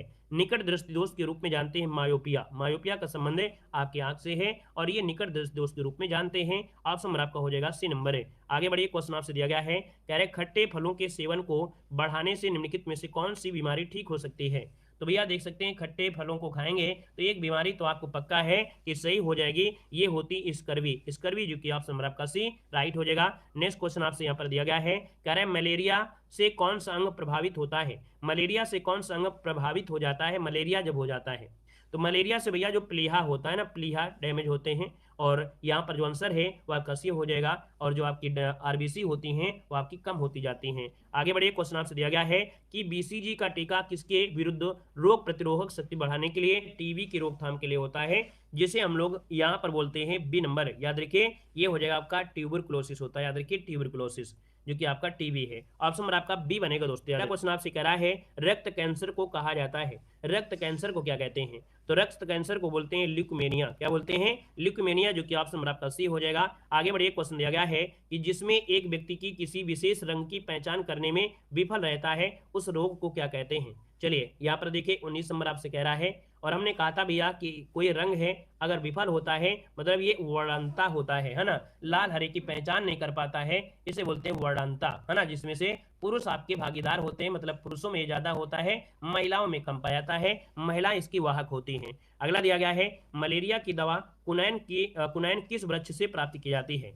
तो दोस्तों यहाँ पर देखिएगा कि जो कुनैन दवा है ये आपकी मलेरिया की दवा है, और ये जो पाई जाती है वो पाई जाती है किसमें, तो आपकी सिनकोना वृक्ष की छाल से प्राप्त होती है। ऑप्शन में आपका ए नंबर। नेक्स्ट क्वेश्चन आपसे दिया गया है कि रक्त में निम्न में से अधिकता से ब्लू बेबी सिंड्रोम नामक बीमारी हो जाती है। रक्त में अगर इसकी अधिकता हो जाए, रक्त में अगर इसकी अधिकता हो जाए तो हो जाता है ब्लू बेबी सिंड्रोम। आप कहेंगे सर यहाँ पर देखा जाए तो आंसर आपका डी हो जाएगा, नाइट्रेट की अधिकता से यहाँ पर जो बच्चा होता है वो बिल्कुल नीला जैसे पड़ने लगता है, इसलिए इसे ब्लू बेबी सिंड्रोम कहते हैं। ऑप्शन डी बनेगा। आगे बढ़िए, क्वेश्चन आपसे दिया गया है कि मलेरिया परजीवी का नाम बताना है। मलेरिया का जो परजीवी होता है ये होता है प्लाज्मोडियम। क्या बोलते हैं, प्लाज्मोडियम बोलते हैं। ऑप्शन नंबर आपका बनेगा ए नंबर है। मादा एनोफिलीज मच्छर के काटने से यहाँ पर रोग होता है। अगला क्वेश्चन आपसे कह रहा है कि मलेरिया रोग से शरीर का कौन सा अंग प्रभावित होता है। मलेरिया रोग से शरीर का कौन सा अंग प्रभावित होता है। देखिए यहाँ पर 123 का जो ऑप्शन बनेगा वो आपका ए हो जाएगा। याद रखिए प्लीहा, है ना, प्लीहा होता है क्योंकि यहाँ पर आरबीसी जो होती है, आरबीसी का कब्रगाह कहते हैं इसे। तो भैया आरबीसी जब कब्रगाह यहीं पर है तो आरबीसी खत्म करेंगे तो भैया आप कहेंगे सर जो प्लेटलेट्स है वो कम हो जाती हैं, तो भैया ये प्लीहा होता है। आगे बढ़िए, क्वेश्चन दिया गया है कि निम्नलिखित में से उस विटामिन की कमी से विकार का चयन करें जिसमें मुंह, गले, पैर, निचले हिस्से एवं पैर के पंजों में लाल धब्बे जैसे उत्पन्न हो जाते हैं। तो जो लाल धब्बे हो जाते हैं, हमने बताया था हल्का सा जो हथेली होती है चटक बना जाता है, चटकने जाती है, ये पिलागरा रोग होता है। मुंह, गले, पैर, निचले हिस्से पाए में आना धब्बे जैसे होते हैं तो ये इसे बोलते हैं पिलागरा रोग। ऑप्शन आपका बन जाएगा कौन, ए नंबर हो जाएगा, विटामिन B3 की कमी से होता है। अगला है किस तत्व की कमी से घेंघा रोग होता है। किस तत्व की कमी से घेंघा रोग, तो आप कहेंगे सर यहाँ पर सी हो जाएगा, आयोडीन की कमी से। आयोडीन जो कि ऑप्शन नंबर क्या हो जाएगा, यहाँ पर सी हो जाएगा। आगे बढ़िए, क्वेश्चन दिया गया है मलेरिया से प्रभावित अंग क्या होता है। चलिए बताएगा, मलेरिया से प्रभावित जो अंग होता है वो इनमें से क्या हो जाएगा। मलेरिया से कौन सा अंग प्रभावित हो जाता है। अस्थिमज्जा होता है, तिल्ली लाल रक्त कोशिकाएं होती, मस्तिष्क होता है, या आंत होता है। आप कहेंगे सर 126 नंबर का जो ऑप्शन है वो राइट हो जाएगा, आपका बी नंबर है, जिसे बोलते हैं तिल्ली या बोलते हैं लाल रक्त कोशिकाएं, है ना। तिल्ली और लाल रक्त कोशिकाएं ये होती हैं, तो ऑप्शन में आपका बी नंबर है। आगे बढ़िए, क्वेश्चन दिया गया है कि निम्न में से कौन सा भ्रूणपोषी बीज नहीं है। कौन सा भ्रूणपोषी बीज नहीं है 127 नंबर में। तो दोस्तों यहाँ पर देखिए भ्रूणपोषी में देखिए जैसे आपका एरंड है, मक्का है, चावल है, लेकिन भैया जो आपका चना है ये भ्रूणपोषी आपका नहीं है। ऑप्शन नंबर आपका हो जाएगा डी नंबर है। यहाँ पर आगे बढ़िए, क्वेश्चन दिया गया है कि पौधे की किस भाग से हल्दी प्राप्त की जाती है। पौधे की किस भाग से हल्दी प्राप्त की जाती है। तो हल्दी जो आपका है दोस्तों तना है ना, जैसे आलू भी तना है, हल्दी भी तना है, याद रखिए इसका ऑप्शन बनेगा आपका सी नंबर है। अगर जड़ में पूछे जड़ में क्या है, तो जड़ में क्या होती है, जो नीचे जमीन में गड़ी होती है, जैसे गाजर है ना, गाजर क्या है, जड़ है। जो आपकी मूली है वो क्या है, तो आपकी जड़ है, याद रखिएगा, ठीक है ना, क्लियर है। आगे बढ़िए, क्वेश्चन आपसे दिया गया है, कह रहा है प्रकाश संश्लेषण की क्रिया में प्रकाश ऊर्जा बदलती है। तो प्रकाश ऊर्जा जो बदल जाती है वो किस में बदलती है, तो आप कहेंगे सर रासायनिक ऊर्जा में। किसमें, रासायनिक ऊर्जा में होता है भाई, प्रकाश आता है तो भाई रासायनिक क्रिया होती है ना, तो यहाँ पर आंसर हो जाए आपका बी नंबर है। आगे बढ़िए, क्वेश्चन दिया गया है, स्टील को जंगरोधी बनाने के लिए इसमें से कौन सी धातु मिलाई जाती है। हमने कहा कि यहाँ पर जो स्टील है, स्टील में जंग ना लगे इसलिए उसमें क्या मिला देते हैं, तो क्रोमियम मिला देते हैं, क्रोमियम, जो कि ऑप्शन आपका ए हो जाएगा। अगला क्वेश्चन आपसे कह रहा है, दूध को दही के रूप में जो खट्टा करना है, इसका उदाहरण क्या है। दूध को दही के रूप में खट्टा करना है, ये जो उदाहरण आपका है किसका है, ये बताना है। चलिए यहां पर देखा जाए तो 131 नंबर का ऑप्शन क्या हो जाएगा, ये होता है किडविन प्रक्रिया। क्या होती है, किडवन प्रक्रिया होता है, दूध को दही के रूप में परिवर्तित करना है ना, वैसे परिवर्तित कर दीजिएगा, ज्यादा बेस्ट रहेगा। तो यहाँ पर ये होता है प्रक्रिया होती है किडवन कहते हैं, क्या बोलते हैं, किडवन कहते हैं दोस्तों, याद रखिए किडवन, ऑप्शन नंबर आपका सी यहाँ पर राइट हो जाएगा। अगला क्वेश्चन आपसे कह रहा है कि एक पेड़ की उम्र का पता कैसे लगाया सकता है, एक पेड़ की उम्र का पता कैसे लगा सकते हैं। तो दोस्तों याद रखिए उसमें जो वार्षिक छल्ले होते हैं, वर्तमान में उसकी जो वार्षिक छल्ले होते हैं कितने घेरे हो गए हैं, उसी से पता लगाया जा सकता है। अगला क्वेश्चन आपसे कह रहा है कि खट्टे फलों में कैंकर की बीमारी किसके कारण होता है, इसमें स्टार लगाइएगा, क्वेश्चन पूछा भी गया है, कई बार पूछा गया है, कैंकर की बीमारी। तो दोस्तों यहाँ पर देखा जाए तो आपका जवाब हो जाएगा बैक्टीरिया, ठीक है, खट्टे फलों में बीमारी होती है, खट्टे फल खराब हो जाते हैं तो आपकी बैक्टीरिया होता है, कैंकर जो आपका होता है ये आपकी बैक्टीरिया से होता है, ऑप्शन आपका सी हो जाएगा। अगला क्वेश्चन आपसे कह रहा है आलू में ब्लैक हर्ट रोग जो होता है इसका कारण क्या है। आलू में देखो एक रोग लग जाता है ब्लैक हर्ट रोग, क्यों हो जाता है, यहाँ पर इसका कारण क्या होता है, तो आप कहेंगे सर इसमें देखा जाए जब भंडार किया जाता है तो भंडार में वही समस्या हो जाती है किसकी, तो आप कहेंगे सर यहाँ पर भंडार में O2 की कमी होती है, अर्थात ऑक्सीजन की कमी होती है, यहाँ पर 2 लगा लीजिएगा, O2 आपका हो जाएगा, O2 की कमी से यहाँ पर ये आपका हो जाता है ब्लैक हर्ट रोग हो जाता है। आगे बढ़िए, क्वेश्चन दिया गया है कि मानव शरीर की बृहत्तम कोशिका आपकी कौन सी है, मानव शरीर की बृहत्तम कोशिका जो आपकी है इनमें से कौन हो जाएगी, तो आप कहेंगे मानव शरीर की सबसे बड़ी कोशिका जो आपकी है वो आपकी कौन हो जाएगा, तो यहाँ पर आप कहेंगे सर स्नायु की कोशिका आपकी होती है, तंत्रिका तंत्र में जो आपकी स्नायु कोशिका है, यहाँ पर आंसर जो आपका दिया है वो आपका ए नंबर दोस्तों इसका राइट हो जाएगा, ठीक है ना। आगे बढ़िए, क्वेश्चन आपसे दिया गया है, कह रहा है वैद्युत अपघटन में कौन सा नियम लागू होता है। वैद्युत अपघटन में जो नियम लागू होता है ये होता है फैराडे का नियम, क्या होता है, फैराडे का नियम, ऑप्शन आपका डी हो जाएगा। आगे बढ़िए, क्वेश्चन दिया गया है इलेक्ट्रॉन वोल्ट इकाई है, इलेक्ट्रॉन वोल्ट इकाई है किसकी है, तो इलेक्ट्रॉन वोल्ट होती है किसकी, तो आप कहेंगे सर ये होती ऊर्जा की, किसकी होती है, तो आपके ऊर्जा की होती है, ऑप्शन में आपका सी नंबर है। अगला दिया गया है, कह रहा है पृष्ठ तनाव की बीमा क्या होती है, पृष्ठ तनाव की बीमा क्या होती है, पृष्ठ तनाव की बीमा होती है MLT, क्या होती है MT की घाते -2, ठीक है, ये 2 ऊपर लगेगा, MT की घाते -2 होता है। अगला क्वेश्चन आपसे कह रहा है कि एक लड़की झूले पर झूल रही है, यदि वह खड़ी हो जाए तो झूले का जो आवर्तकाल होता है, झूले का जो आवर्तकाल होता है वो घट जाएगा या बढ़ जाएगा।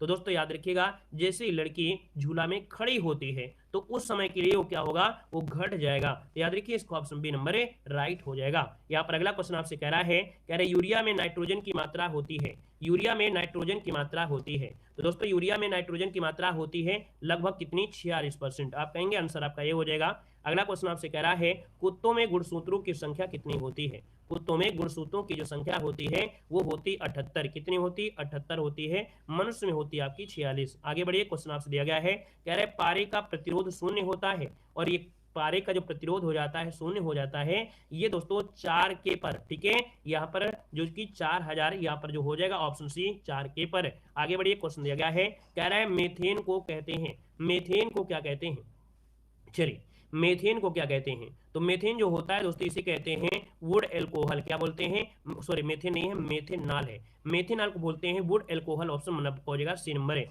आगे बढ़िए, क्वेश्चन दिया गया है कि साधारण लोलक के समय को दोगुना करने के लिए धागे की लंबाई क्या करेंगे। अगर कोई साधारण लोलक है उसके समय को दोगुना करना है तो धागे की लंबाई को क्या कर दीजिए, धागे की लंबाई को दोस्तों याद रखिए 4 गुनी कर दीजिए, 4 गुनी, ऑप्शन नंबर आपका सी हो जाएगा। अगला क्वेश्चन आपसे दिया गया है कि 1 डिग्री सेंटीग्रेड ताप बढ़ने पर वायु में ध्वनि का वेग क्या होता है, तो वायु में ध्वनि का जो वेग होता है वो क्या होता है 0.6 मीटर प्रति सेकंड बढ़ जाता है। अगला दिया गया है दाब की SI यूनिट बताइएगा, मानक दाब क्या होता है, मानक दाब क्या है, मानक दाब क्या होता है, तो आप कहेंगे पारे का 760 मिलीमीटर होता है। ठीक है, याद रखिए पारे का 760 मिलीमीटर होता है, सेंटीमीटर मत लगाइएगा। अगला क्वेश्चन आपसे कह रहा है कि जल जब प्रकाश वायु से कांच में जाता है। देखिए यहाँ पर क्या हुआ कि एक कांच यहाँ पर हमने रख दिया और यहाँ से हमने प्रकाश इसमें डाला, तो जब जाता है तो भैया इसकी तरंग दैर्घ्य घट जाएगी या बढ़ जाएगी या नहीं बढ़ेगी, तो आप कहेंगे अमूमन है घट तो जाएगी ही जाएगी, तो तरंग दैर्घ्य क्या होती है, घट जाती है। ऑप्शन आपका बी हो जाएगा। अगला आपसे कह रहा है कि एस्कर्बिक एसिड किस विटामिन का नाम है। एस्कर्बिक एसिड किस विटामिन का नाम है, तो आप कहेंगे विटामिन सी हो जाएगा। ऑप्शन नंबर आपका सी। यहाँ पर आगे बढ़िए, क्वेश्चन दिया गया है, कह रहा है ध्वनि किस रूप में यात्रा करती है। ध्वनि जो होती है वो किस रूप में यात्रा करती है। तो दोस्तों ध्वनि जो होती है ये यात्रा करती है आपके ऑप्शन बी अनुदैर्ध्य तरंगों के रूप में ही आपकी यात्रा करती है। अनुदैर्ध्य तरंगें होती है, अनुप्रस्थ मत लगाइएगा, ये आपके अनुदैर्ध्य तरंग के रूप में कार्य करती है।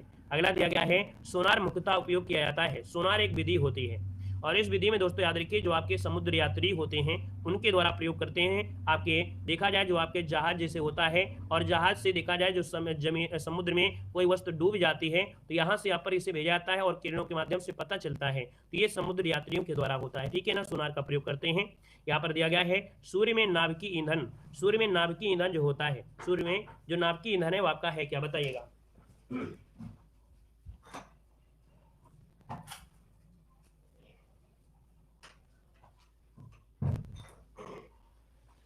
चलिए बताइएगा कि सूर्य में नाभिकीय ईंधन क्या होता है, तो इसमें होता है क्या, हाइड्रोजन होता है। ठीक है, क्या होता है, हाइड्रोजन। ऑप्शन नंबर क्या हो जाएगा, यहाँ पर सी नंबर राइट हो जाएगा। ठीक है ना, और यहाँ पर अगले क्वेश्चन को आते हैं। क्वेश्चन आपसे अगला पूछा गया है, कह रहा है शरीर के द्वितीय सबसे बड़ी ग्रंथि कौन सी है। शरीर की द्वितीय सबसे बड़ी ग्रंथि जो आपकी है इनमें से कौन सी है। तो दोस्तों यहाँ पर याद रखिए हमने बताया था कि अग्न्याशय द्वारा जो आपका चलित होती है, अर्थात अग्न्याशय हो जाएगा। पहली वाली आपकी जो थी सबसे बड़ी वो कौन थी, तो आपकी गले में जो आपकी होती है आउट ग्रंथि। ठीक है ना, आगे बढ़िए। क्वेश्चन आपसे दिया गया है कि नेत्र गोलक किस सेट द्वारा संचालित होते हैं। नेत्र गोलक आपकी जो आंखें होती हैं है ना, जो चलती हैं इधर उधर आप करते रहते हैं है ना, तो उसमें से क्या होती हैं, कितनी मांसपेशियां होती हैं। तो भैया जो आपकी 6 मांसपेशियों से आपके सेट होती है, याद रखिए 6 मांसपेशी। ऑप्शन नंबर आपका बी हो जाएगा। अगला क्वेश्चन दिया गया है कि सभी अम्लों में सबसे अधिक समान तत्व पाए जाते हैं किसमें। तो भैया सबसे अधिक तत्व समान पाए जाते हैं हाइड्रोजन के। अब देखते हैं कि लिखा होगा 1H1 1H2 1H3 है ना, तो ये क्या होते हैं, ऑप्शन आपका ए हो जाएगा। नेक्स्ट क्वेश्चन है कि ऑक्सीकरण को किस रूप में परिभाषित किया गया है। ऑक्सीकरण को किस रूप में परिभाषित किया गया है, तो भैया ये परिभाषित किया गया है इलेक्ट्रॉन की जब हानि होती है ना, इलेक्ट्रॉन की हानि होती है। अगला दिया गया है कि अम्ल का जो स्वाद होता है वो कैसा होता है। अम्ल क्या होता है, आप कहेंगे अम्ल खट्टा होता है। खट्टा होता है तो ऑप्शन बी हो जाएगा। नेक्स्ट क्वेश्चन आपसे कह रहा है प्रकाश वर्ष इकाई है।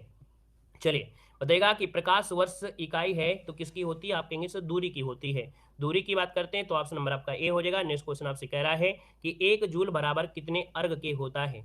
1 जूल बराबर कितने अर्घ के होता है। तो दोस्तों यहाँ पर याद रखिएगा 10 के घाते 7 अर्घ, याद रखिए 10 के घाते 7, यहाँ पर याद रखिएगा 107 नहीं है, ये 7 ऊपर है क्योंकि टाइपिंग ऐसे ही हमसे होती है। याद रखिए 10 के घाते 7 अर्घ हो जाएगा। आगे बढ़िए, क्वेश्चन दिया गया है कि पिंड का भार शून्य नहीं होगा। पिंड का भार शून्य नहीं होगा, कब नहीं होगा, स्वतंत्र गिरने के दौरान पिंड का भार शून्य नहीं होगा। तो शून्य नहीं होगा तो ऑप्शन नंबर आपका बी यहाँ पर हो जाएगा। ठीक है ना, आगे बढ़िए। क्वेश्चन आपसे अगला पूछा गया है, कह रहा है वर्षा की बूंद किसके कारण गोलाकार होती है। तो वर्षा की बूंदें गोलाकार होती हैं पृष्ठ तनाव के कारण। पृष्ठ तनाव जो कि ऑप्शन नंबर आपका ए हो जाएगा। आगे बढ़िए, क्वेश्चन दिया गया है कि जब बर्फ के एक टुकड़े पर दाब बढ़ाया जाता है तो उसका गलनांक क्या होता है, कम हो जाता है, ज्यादा हो जाता है। बर्फ ना गले इसके लिए यहाँ पर प्रेशर लगाते हैं है ना, तो भैया आप कहेंगे सर बर्फ का जो गलनांक होता है वो घट जाता है, इसीलिए उसको दाब के रखते हैं, इसीलिए उसको भूसा में रखते हैं है ना, ताकि वो जल्दी से गले ना। यहाँ पर आगे बढ़िए, क्वेश्चन आपसे दिया गया है, कह रहे हैं आग पकड़ने के लिए कौन सा फाइबर न्यून प्रवृत्त होता है। आग पकड़ने के लिए कौन सा फाइबर न्यून प्रवृत्त होता है। न्यून का मतलब ये हो गया कि जल्दी से आग उसमें नहीं पकड़ती है ना, जल्दी से आग उसमें नहीं पकड़ती है। अब आप बताइएगा कौन सा ऐसा चीज होता है जिसमें आग जल्दी से नहीं पकड़ती है। चलिए पकड़ेगा भी तो जल्दी से पकड़ेगा तो भी जल्दी धीरे धीरे जलेगा है ना, इतनी जल्दी नहीं भागेगा। तो भैया ये होता है सूती कपड़ा होता है। नेलान तो भैया ऐसे छुआएंगे मारेगा बिल्कुल साए, ठीक है, कोई भी रेशा या धागा जैसे होता है उसको डालिए तुरंत छू जाएगा। लेकिन सूती कपड़ा में अब देखते हैं आग लग भी जाती है तो इतनी जल्दी नहीं भगता है। ठीक है ना, याद रखिए यहाँ पर जो आंसर बनेगा वो आपका बनेगा कौन, सूती कपड़ा होता है, सूती कपड़ा होता है। ठीक है ना, यहाँ पर आगे बढ़िए, क्वेश्चन आपसे दिया गया है, कह रहे नॉन स्टिक रसोई के बर्तन पर किसकी परत होती है। चलिए नॉन स्टिक रसोई के बर्तन पर किसकी परत होती है। देखिए यहाँ पर आंसर क्या हो जाएगा, तो आप कहेंगे सर ये टेफ्लॉन की परत होती है, टेफ्लॉन, जो कि ऑप्शन सी हो जाएगा। आगे बढ़िए, क्वेश्चन दिया गया है कि कौन सी धातु नाइट्रिक अम्ल द्वारा प्रभावित नहीं होती है। हमने आपको ये पढ़ाया भी था कि कौन सी धातु है नाइट्रिक अम्ल द्वारा प्रभावित नहीं होती। तो आपका देखिए सोना भी था, इधर आपका कौन है, तो यहाँ पर जो आंसर भी दिया गया है 64 नंबर में ऑप्शन बी हो जाएगा, आपका सोना हो जाएगा। यहाँ पर आगे बढ़िए, क्वेश्चन दिया गया है निम्नलिखित में से किसे भारी जल कहा जाता है। भारी जल जो कहते हैं वो किसे कहते हैं, भारी जल जो होता है वो किसे कहते हैं। तो दोस्तों यहाँ पर देखिए 165 का ऑप्शन बनेगा आपका ड्यूटेरियम ऑक्साइड, मतलब ऑप्शन नंबर आपका बी ड्यूटेरियम ऑक्साइड हो जाएगा। नेक्स्ट क्वेश्चन आपसे कह रहा है लाफिंग गैस क्या होती है। लाफिंग गैस क्या होती है, लाफिंग गैस दोस्तों लाफिंग गैस होती है नाइट्रस ऑक्साइड N2O, है ना, जो कि ऑप्शन ए बनेगा। आगे बढ़ते हैं, क्वेश्चन आपसे अगला पूछा गया है, कह रहा है NaOH जो सूत्र वाले यौगिक का नाम बताइए। NaOH, NaOH होता है कास्टिक सोडा का, किसका होता है, कास्टिक सोडा, ऑप्शन नंबर आपका ए हो जाएगा। अगला आपसे कह रहा है कि निम्न में से किससे ध्वनि का संचरण नहीं हो सकता है। ध्वनि का संचरण नहीं हो सकता है, यहाँ पर बताना है। तो कहेंगे ध्वनि का संचरण किसमें नहीं होगा, निर्वात में, निर्वात में ध्वनि का संचरण नहीं होता है। आगे बढ़िए, क्वेश्चन दिया गया है कि ग्रहों की परिक्रमा की गणना की जाती है। तो ग्रहों की गति की जो परिक्रमा की गणना किया था भैया, ये नियम था केपलर का नियम, है ना, क्या गया था, केपलर का नियम, आप कहेंगे ऑप्शन बी हो जाएगा। आगे बढ़िए, क्वेश्चन दिया गया है मानव शरीर में धमनियों का जो कार्य होता है क्या होता है। मानव शरीर में धमनी का जो कार्य होता है, तो धमनी के माध्यम से हृदय से रक्त को लाना होता है, ठीक है, हृदय से रक्त को लाना होता है। तो यहाँ पर आंसर आपका सी नंबर राइट हो जाएगा। और अगला क्वेश्चन यहाँ पर दिया गया है, आप कह रहा है किसी तत्व के परमाणुविक भार को किसमें व्यक्त किया जाता है। किसी तत्व के परमाणुविक भार को जो व्यक्त करते हैं, वो व्यक्त करते हैं किससे, तो आप कहेंगे परमाणु की जो द्रव्यमान इकाई होती है, परमाणु की जो द्रव्यमान इकाई होती है वो भैया आपका परमाणुविक भार में व्यक्त करते हैं। आगे बढ़िए, क्वेश्चन दिया गया है तापमान को कितना कम कर देने से सभी गैस शून्यायतन घेर लेंगी। तापमान को कितना कम कर देने से सभी गैसें शून्यायतन घेर लेंगी। तो दोस्तों याद रखिए इसका आंसर हो जाएगा आपका -273, क्या हो जाएगा, -273। अगला क्वेश्चन दिया गया है कि गाय के दूध में किसके कारण पीलापन होता है। गाय के दूध में किसके कारण पीलापन होता है, यहाँ पर बताना है। आपका जो आंसर बनेगा इनमें से राइट क्या हो सकता है। आप सभी ने पढ़ा होगा, है ना, आप सभी ने पढ़ा होगा। तो भैया यहाँ पर ये जो क्वेश्चन आपके लिए है वो आपके होमवर्क के लिए दिया जा रहा है ना। इसका जवाब आप सभी को कमेंट बॉक्स में कमेंट करना है ना। वीडियो कैसा लगा ये भी बताइएगा। धन्यवाद सभी को, जय हिंद, वंदे मातरम।